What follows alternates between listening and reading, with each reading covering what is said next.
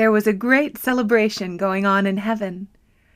All of the deities were singing, dancing, and playing instruments. Shri Adi Shakti was sitting way up on her throne, watching the festivities with a blissful smile on her face. Shri Ganesha was at her feet, dancing with enthusiastic joy. Even his little mouse was dancing by his tiny feet. All of heaven was elated that the Mother of the Universe had accepted their request to be born on earth, to save humanity. Far, far away, in a small village called Chindwara, in the middle of India, there lived a kind and generous lady who was about to have a baby. One night, she had a dream of a huge and powerful tiger. When she awoke, she knew that the dream meant that her child would be very special. Not long after, on the first day of spring, a beautiful baby girl was born. The mommy and daddy were overjoyed, and they named their daughter Nirmala. Nirmala means pure, and indeed this baby was as pure as newly fallen snow, clear as the water from a mountain spring. Nirmala's eyes shone like stars, and her smile could melt even the coldest heart. A few months later, Nirmala's mommy went shopping, and she put her into a horse-drawn carriage. Before her mommy could get inside, the horse ran off with baby Nirmala alone. The horse ran faster and faster, and no one could catch up to him. People watching were scared that the horse would fall into a ditch at the end of the road. Instead, to everyone's surprise, the horse headed in another direction, reduced speed, and stopped right in front of Nirmala's house. The horse then looked back to view the safe and fearless baby. Nirmala had 11 brothers and sisters.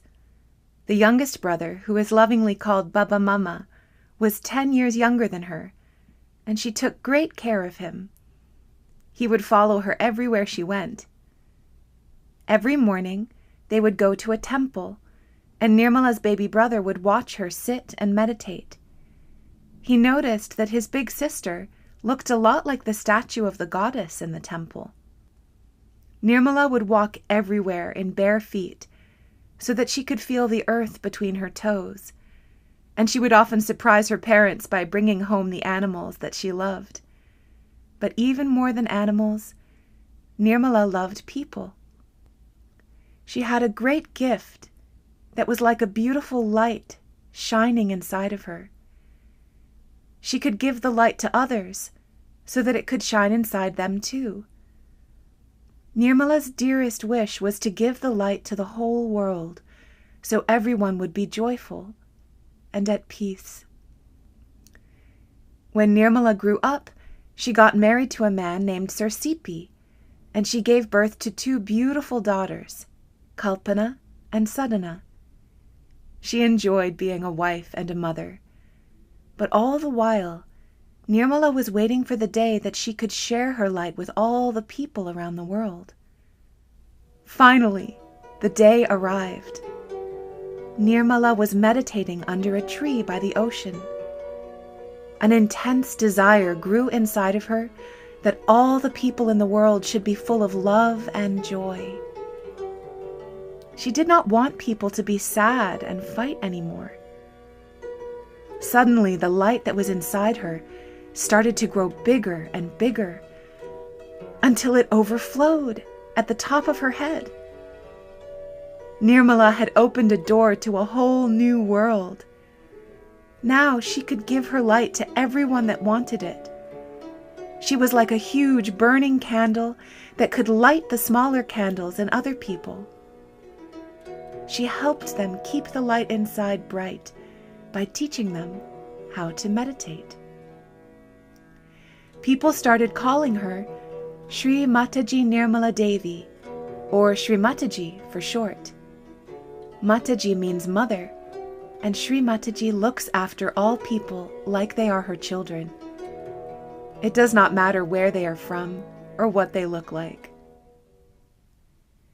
At first, just a few people came to her, and Shri Mataji worked very hard to kindle their lights inside. Then she started to awaken this energy in many people at once. She traveled through India and Europe, North America, Australia, Asia, and South America too. The people who get this experience and meditate are called Sahaja Yogis. Sahaja Yogis live together like one big family. They invite people to join them and get their self-realization. Once a person's light is shining, they can also kindle the light in someone else. Shri Mataji does not only take care of the grown-ups, she looks after the children too. She started beautiful schools where the children live together with their brothers and sisters. The Dharamshala school sits in the Himalayan mountains in India. Kanajahari school is in the lovely fields of America. In the hills of Italy is the Kabbalah school, and Boratin is in the heart of the Czech Republic. The little yogis learn about the Kundalini and vibrations, the chakras, and deities. And most important, they learn how to give Shri Mataji's light to other children. With his attention and the use of his hands, a yogi child can raise the Kundalini of another child. So, learning from Shri Mataji, all children can spread the love and the light to others.